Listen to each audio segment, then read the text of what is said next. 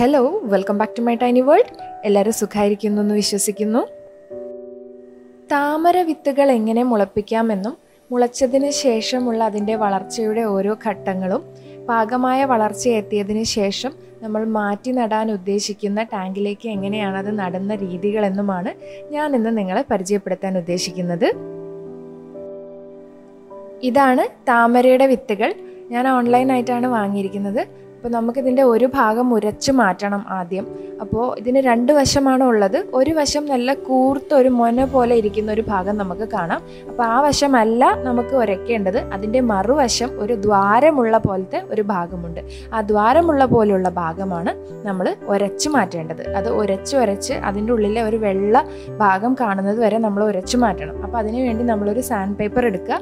അത് അല്ലാന്നുണ്ടെങ്കിൽ കുറച്ച് ഉരമുള്ള, അതായത് ഇച്ചിരി ഫ്രിക്ഷൻ വരുന്ന ഏതെങ്കിലും ഒരു സ്ഥലത്തിട്ട് നല്ല പോലെ അങ്ങ് ഉരച്ചെടുക്കുക.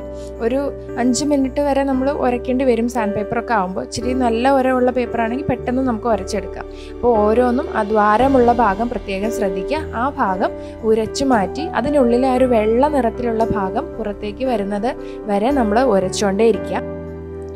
മറുവശത്താണ് ഇതിൻ്റെ എംബ്രിയോ ഇരിക്കുന്നത്. അപ്പോൾ ആ എംബ്രിയോയ്ക്ക് തകരാറൊന്നും പറ്റാത്ത രീതിയിൽ വേണം ഇത് ഉരച്ചെടുക്കാൻ. നല്ലപോലെ ഉരച്ച് ആ വെളുത്ത ഭാഗം പുറത്തേക്ക് കാണുന്നത് വരെ ഉരച്ചെടുക്കുക.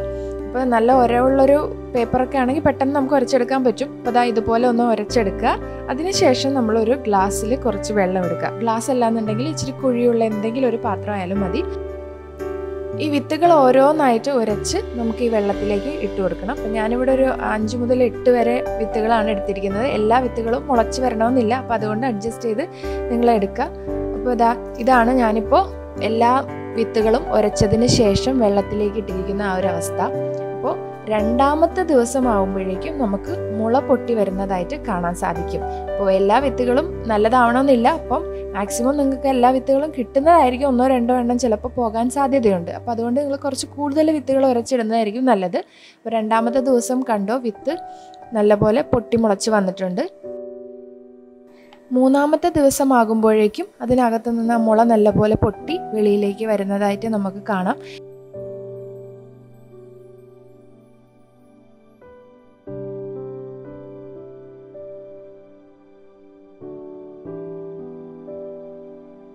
അപ്പോൾ ഓരോ ദിവസത്തെയും വളർച്ചയുടെ വ്യത്യാസങ്ങൾ നമുക്ക് ഈ വീഡിയോയിൽ കാണാം. 4-മത്തെ ദിവസമാണിത്. നല്ലപോലെ തണ്ട് നീളത്തിൽ വളർന്നു വരുന്നതായിട്ട് നമുക്ക് കാണാം. അതേ ഗ്ലാസ്സിൽ തന്നെയാണ് ഞാൻ ഇട്ട് വെച്ചിരിക്കുന്നത്. പ്രത്യേകം ശ്രദ്ധിക്കേണ്ട ഒരു കാര്യം, വെള്ളം എല്ലാ ദിവസവും നമ്മൾ മാറ്റി പുതിയ വെള്ളം ഒഴിച്ചു കൊടുക്കണം. അതിൽ ഫംഗസ് ഒന്നും വരാതെ ഇരിക്കാൻ വേണ്ടിയാണ് നമ്മൾ അങ്ങനെ ചെയ്യുന്നത്. ദിവസവും വെള്ളം മാറ്റാൻ ശ്രദ്ധിക്കുക. വെളിച്ചമുള്ള ഭാഗത്ത് വെച്ചാൽ മതിയാവും. രാത്രി നമ്മൾ സാധാരണ നമ്മൾ ദിനചര്യ പോലെ ദിവസവും രാത്രിയും ഒരുപോലെ നമുക്കിതിന് കിട്ടുന്ന മാതിരിയുള്ളൊരു സ്ഥലത്ത് വെക്കാം. വീടിനകത്താണെങ്കിലും വെക്കാം, പുറത്ത് ഇത്തിരി തണലുള്ള ഭാഗത്താണെങ്കിലും വെക്കാം. അകത്ത് വെക്കുന്നതായിരിക്കും കൂടുതൽ നല്ലത്. അപ്പോൾ 5-മത്തെ ദിവസത്തെ വ്യത്യാസം നമ്മൾ കണ്ടു. 6-മത്തെ ദിവസവും 7-മത്തെ ദിവസവും ആയപ്പോഴേക്കും തണ്ടുകൾ നല്ലപോലെ മുകളിലേക്ക് പൊങ്ങി വരുന്നതായിട്ട് നമുക്ക് കാണാൻ സാധിക്കും. അതിൻ്റെ ഇലകൾ രൂപപ്പെടാനായിട്ട് തുടങ്ങിയിട്ടുണ്ടാവും 7-മത്തെ ദിവസമൊക്കെ ആകുമ്പോഴേക്കും.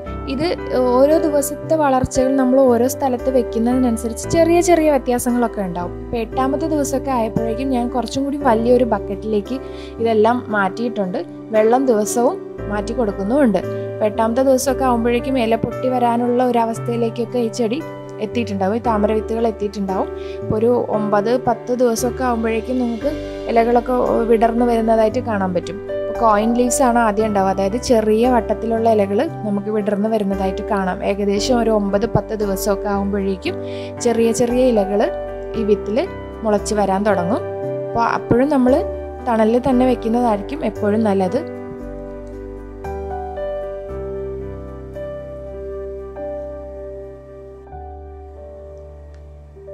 പന്ത്രണ്ടാമത്തെ ദിവസമൊക്കെ ആകുമ്പോഴേക്കും നമുക്ക് 2-3 ഇലകളൊക്കെ വരുന്നതായിട്ട് കാണാം. ഇപ്പം ഞാൻ വിത്ത് മുളപ്പിച്ചതിൽ ഏകദേശം ഒരു 4-5 വിത്തുകളാണ് ശരിയായി മുളച്ച് വന്നിരിക്കുന്നത്.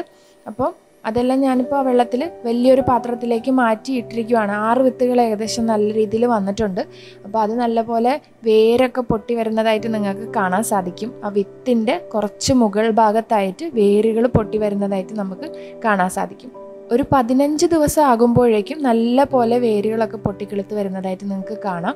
ഏകദേശം ഒരു 20 ദിവസം വരെ നിങ്ങൾ അതേ അവസ്ഥയിൽ തന്നെ വളർത്തുന്നതായിരിക്കും കൂടുതൽ നല്ലത്. ഒരു മാസം വരെ വെച്ചാലും കുഴപ്പമില്ല. വളർച്ചയുടെ വേഗത അനുസരിച്ച് വേണം നമ്മളത് മാറ്റി നടാൻ. ഇപ്പോൾ എല്ലാ വിത്തുകളിലും എനിക്ക് ഓരോ ഇലകൾ വെച്ച് വന്നിട്ടുണ്ട്. അപ്പോൾ 18ാമത്തെ ദിവസമൊക്കെ ആയപ്പോഴേക്കും ഏകദേശം നല്ല പോലെ വിത്തിന് മുളയെല്ലാം വന്ന് വേരെല്ലാം നല്ല പോലെ വന്നിട്ടുണ്ട്. അപ്പോൾ നമുക്ക് മാറ്റി നടാനുള്ള സമയം ഏകദേശം ആയിട്ടുണ്ട്. കുറച്ച് നാളും കൂടി വെക്കണമെന്നുള്ളവർക്ക് ഒരു 10 ദിവസം കൂടി വെച്ച് ഒരു മാസം തികച്ചതിന് ശേഷം മാറ്റി നട്ടാലും മതി. ഞാനിപ്പോൾ ഒരു 18 ദിവസം കഴിഞ്ഞ് ഒരു 20ാമത്തെ ദിവസം ഇത് മാറ്റി നടാൻ ഉദ്ദേശിക്കുകയാണ്.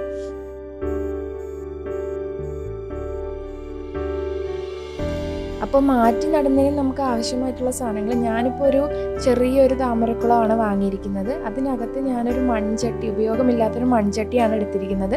അതിനകത്തേക്ക് ഞാൻ കുളത്തിലെ ചെളി കുറച്ചിട്ടിട്ടുണ്ട്. അതിലേക്ക് കുറച്ച് എല്ലുപൊടിയും ചാണകപ്പൊടിയും കൂടി ചേർക്കുവാണ്. പിന്നെ ഇതിന് നനവെച്ചിട്ട് കൂടുതലായതുകൊണ്ട് ഞാൻ കുറച്ച് മണലും കൂടി ചേർത്ത് നല്ലപോലെ യോജിപ്പിച്ച് ഏകദേശം നമ്മളൊരു ചെളി രൂപത്തിൽ തന്നെ ഇതിനെ കുഴച്ച് എടുത്തതിന് ശേഷം അതിലേക്കാണ് ഞാൻ ഈ വിത്തുകൾ നടുന്നത്. അപ്പോൾ ഒരു കണക്കായിട്ടൊന്നും ഞാൻ എടുക്കുന്നില്ല. എല്ലാം കൂടി വളരെ കുറച്ച് എല്ലുപൊടിയും ചാണകപ്പൊടിയും തുടക്കത്തിൽ ഇട്ടാൽ മതിയാവും. പിന്നീട് നിങ്ങൾക്ക് വളർച്ചയ്ക്കനുസരിച്ച് ഒരു മാസം 1.5 മാസം കൂടുമ്പോൾ കുറച്ച് എല്ലുപൊടിയും ചാണകപ്പൊടിയും ഒരു കടലാസിൽ പൊതിഞ്ഞ് ഇതിലേക്ക് നല്ലപോലെ ഇറക്കി വെച്ച് കൊടുത്താൽ മതി. ആ വളം കിട്ടിക്കോളും. അപ്പോൾ ഞാൻ നല്ലപോലെ എല്ലാം കൂടി മിക്സ് ചെയ്ത് ആ ഒരു ചെളി പരുവത്തിലേക്ക് തന്നെ ഇതിനെ കൊണ്ടുവന്നിരിക്കുവാണ്. അപ്പോൾ അത് നല്ലപോലെ ഇളക്കി യോജിപ്പിച്ച് ആ ഒരു മിശ്രിതം നമ്മൾ സാധാരണ കുളങ്ങളിലൊക്കെ ഉണ്ടാകുന്ന ആ ചെളിയുടെ ആ ഒരു രൂപത്തിലേക്ക് തന്നെ കൊണ്ടുവരാം. അപ്പോൾ ഇതാണ് ഞാൻ നടാൻ ഉദ്ദേശിക്കുന്ന എൻ്റെ ചെറിയ താമരക്കുളം. വാങ്ങിയതേ ഉള്ളൂ. അത് പെയിൻ്റൊക്കെ ചെയ്ത് നല്ല സുന്ദരമാക്കിയിട്ടുണ്ട്. ഇനി നമുക്ക് അതിലേക്ക് ഈ ചെടികൾ മാറ്റി നടാം. അപ്പോൾ ഇതാണ് താമരയുടെ വിത്ത് മുളച്ച ചെടികൾ. അപ്പോൾ ഇത് ഞാൻ ഓരോന്നോരോന്നായി നടുവാണ്. നടുന്നത് എങ്ങനെയാണെന്ന് പറഞ്ഞു കഴിഞ്ഞാൽ ഈ ചട്ടിയിൽ തന്നെ നമ്മൾ ചെറിയ ചെറിയ ദ്വാരങ്ങളുണ്ടാക്കി, ഒരുപാട് താഴ്ത്തി നടണമെന്നില്ല, ചെറിയ ചെറിയ ദ്വാരങ്ങളുണ്ടാക്കി അതിലേക്ക് അതിൻ്റെ വേരുകൾക്ക് തകരാറൊന്നും പറ്റാതെ പതുക്കെ അതിലേക്ക് കുഴിച്ചിടുകയാണ് ചെയ്യുന്നത്. അത് ഒരു നിശ്ചിത അകലത്തിൽ വേണം ഓരോന്നും നമ്മൾ നട്ടുപിടിപ്പിക്കാൻ. ഇപ്പം ഞാൻ ഈ വീഡിയോയിൽ കാണിക്കുന്നത് പോലെയാണ് ഇത് നട്ട് പിടിപ്പിക്കേണ്ടത്. അപ്പോൾ ഓരോ വിത്തുകളും നമുക്കതുപോലെ പതുക്കെ സൂക്ഷിച്ച് നട്ടുവെക്കാം.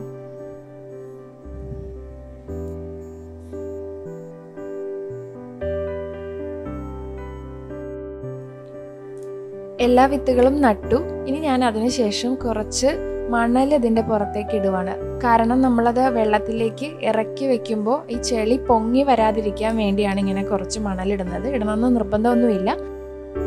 അതിനുശേഷം കുറച്ച് വെയിറ്റ് കിട്ടാൻ വേണ്ടി കുറച്ച് കല്ലുകൾ അതിൻ്റെ പുറത്ത് വയ്ക്കുക. ചെടിയുടെ പുതിയ ഇലകൾ വരാനുള്ള സ്ഥലം ഒഴിവാക്കിയിട്ട് വേണം കല്ലുകൾ അതിൻ്റെ പുറത്തേക്ക് നിരത്തി വയ്ക്കാൻ.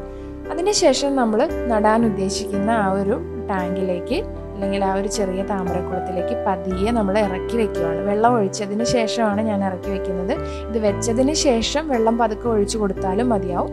ഇപ്പോൾ ഇതാ മണലും കല്ലും ഒക്കെ ഇട്ടത് കൊണ്ട് ചെളി ഒട്ടും പൊങ്ങി വന്നിട്ടില്ല. കൊതുകുകൾ വരാതിരിക്കാൻ വേണ്ടി ഞാൻ ഈ കുളത്തിൽ കുറച്ച് ഗപ്പി മീനുകളെയും കൂടി ഇട്ടിട്ടുണ്ട്. അപ്പോൾ ഇങ്ങനെയാണ് താമര വിത്തുകൾ നട്ട് വളർത്തുന്നത്.